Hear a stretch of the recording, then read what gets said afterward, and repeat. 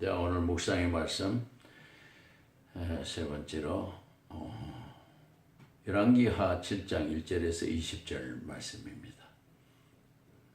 말씀의 제목은 믿는 사람이 되라 입니다. 본문은 기근으로 고통당하는 사마리아 사람들을 향하여 양식이 풍성해지리라는 엘리사의 예언을 두고 일어나는 사건입니다. 그리고 엘리사의 예언은 그대로 성취되었다는 것이 본문의 내용입니다. 오늘 우리는 본문의 예언이 성취되는 과정에서 일어난 사건에서 믿는 사람이 되라는 제목으로 묵상하고자 합니다. 믿는 사람이 되라. 무슨 뜻입니까?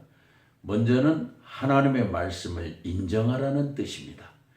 엘리사는 양식이 없어 줄이는 사람들 때문에 고민하는 이스라엘의 여호람 왕에게 내일 이맘때에는 양식을 거의 절반 값에 사게 될 것이라는 기적같은 예언을 합니다. 백성이 양식이 없어서 굶주리고 있는 상황이기에 이것은 마치 마술과도 같은 예언이었다고 볼 수 있습니다. 도저히 믿기 어려운 이 예언의 말씀을 옆에서 들은 왕을 모시는 어떤 장관은 여호와께서 하늘에 창을 내신들 그런 일이 일어나겠느냐고 코웃음을 쳤습니다. 우리는 이름을 알 수 없는 이 장관의 모습에서 하나님의 예언의 말씀을 인정하지 않는 자의 태도를 보게 됩니다. 도저히 바뀌기 힘든 이 어려운 상황 앞에서 예언의 말씀을 믿기란 누구도 쉽지 않을 것입니다. 그러나 아무리 믿기 어려운 상황이라고 해도 하나님의 말씀이 선포될 때에는 인간의 상황을 뒤로 하고 일단 말씀을 인정해야 했습니다. 그렇게 인정하지 않은 결과로 오늘 왕을 모시는 장관은 엘리사의 예언대로 엎드려져 죽고 말았습니다. 그러니까 장관의 죽음은 실로 말씀을 인정하지 않은 결과였습니다.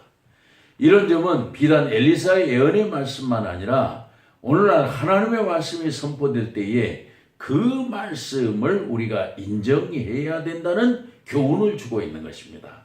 다르게 말하면 하나님의 예언의 말씀, 즉 설교 말씀이 선포될 때 그 말씀을 일단 인정하는 것이 믿음이요. 또한 믿음이란 일단 인정하는 데서부터 출발한다는 사실을 가르치는 교훈입니다. 그 다음으로 믿는 사람이 되라 무슨 뜻입니까? 결단하고 행동하라는 뜻입니다. 바로 본문에는 등장하지 말아야 할 사람들이 나오고 있는 것처럼 보이지요? 그들은 바로 뇌문둥병자입니다. 심지어 이들은 앞뒤와 연결이 되지 않는 듯이 보이는 마치 본문의 분위기 전환상 삽입꽃처럼 끼어든 느낌이 들 정도입니다. 그 당시 문둥병에 걸린 사람들은 성 밖에 살아야 했습니다. 그런데 오늘 본문에서는 그들에 대한 얘기가 3절에서 7절 무려 8절에 해당하는 부분이나 할애되어 묘사되고 있습니다. 그리고 그들은 성 안에 들어갈 수 없는 사람들인데도 불구하고 죽기를 각오하고 성 안으로 들어가는 과감한 행동을 보였다는 것입니다. 아마도 그들은 양식이 없어 죽는 마당에 성 밖에서 죽으나 성 안에서 죽으나 잡혀 죽으나 마찬가지라는 생각에서 성 안으로 들어가는 과감한 행동을 했다고 생각할 수도 있습니다. 그러나 그것만은 아닙니다.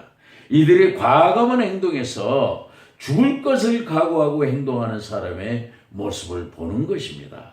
이는 믿음을 가진 자의 결단하고 행동하는 모습을 우리는 진정 배우게 되는 것입니다. 그러니까 그들이 행동한 것이 바로 믿음이었느냐를 묻기 전에 무엇인가는 믿고 과감하게 행동해야 한다는 교훈이라는 것입니다. 그뿐만 아니라 이러지도 저러지도 못하는 상황에서는 믿음 있는 자의 조언을 듣기라도 해야 한다는 의미도 내포되어 있습니다. 우리가 살아가면서 이래야 될까 저래야 될까 망설이는 때가 참 많이 있습니다. 누구의 말을 들어야 옳을까 갈등하는 때도 있습니다.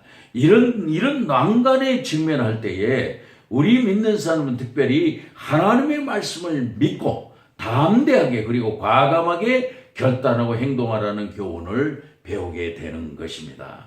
마지막으로 믿는 사람이 되라 무슨 뜻입니까? 선한 의지를 작동하라는 뜻입니다. 우리는 다시 장관의 얘기로 돌아가려 합니다. 오늘 엘리사의 예언대로 죽은 장관은 하나님의 은혜 말씀 앞에서 믿기를 거부했지요. 그것이 죽음을 불러오는 비참한 제후가 되고 말았습니다. 여기서 우리는 중요한 사실을 하나 배우게 됩니다. 무엇입니까? 그것은 믿음이란 선한 의지를 작동하는 것이랍니다. 그러니까 이 장관은 애언의 말씀을 못 믿은 것이 아니라 믿지 않으려는 부정의지를 작동한 것이라는 겁니다. 똑같은 상황을 두고도 이렇게 볼까 저렇게 볼까, 이렇게 할까 저렇게 할까의 문제가 있습니다. 그때 우리는 긍정적인 마음으로 선한 의지를 작동해야 한다는 것입니다. 그런 점에서 보면은 믿으려는 긍정의지는 선한 의지요, 믿지 않으려는 부정의지는 악한 의지라고 볼 수 있습니다. 긍정의지와 부정의지는 겉으로는 별다른 차이가 없는 것처럼 보이죠. 그러나 그 결과는 엄청난 것이라고 우리가 알아야 합니다. 그러니까 믿으려는 선한 마음의 긍정의지는 생명을, 믿지 않으려는 악한 마음의 부정의지는 죽음을 초래했기 때문입니다. 말씀을 마치려 합니다. 우리는 애언의 말씀이 선포될 때 말씀을 인정하는 태도를 갖기로 합시다. 그리고 말씀을 인정하는 것을 넘어 행동하는 태도를 보이십시다. 아니 더 나아가 도저히 어찌할 수 없는 상황이라도 나는 할 수 없지만 하나님은 하신다는 믿음으로 나아가십시다. 그러면 놀라운 기적을 체험하게 될 것입니다. 저와 여러분은 하나님이 도우시는 믿음의 체험을 하여 간증하는 자리에 이를 수 있기를 바랍니다. 기도하십시다. 주님, 우리로 예언의 말씀이 선포될 때에 그 말씀을 인정하는 사람들이 되게 하옵소서. 말씀을 듣기만 할 것이 아니라 붙들고 행동하는 사람들이 되게 하옵소서. 그리고 우리 신앙인들은 말씀을 들을 때 그 어떤 경우에도 말씀을 믿지 않으려는 악한 의지를 작동하지 말게 하시고 말씀을 들을 때 선한 의지를 작동하는 사람들이 되게 하옵소서. 말씀을 들을 때 선한 의지를 작동하는 사람에게 반드시 복을 내리시는 예수님의 이름으로 기도합니다. 아멘.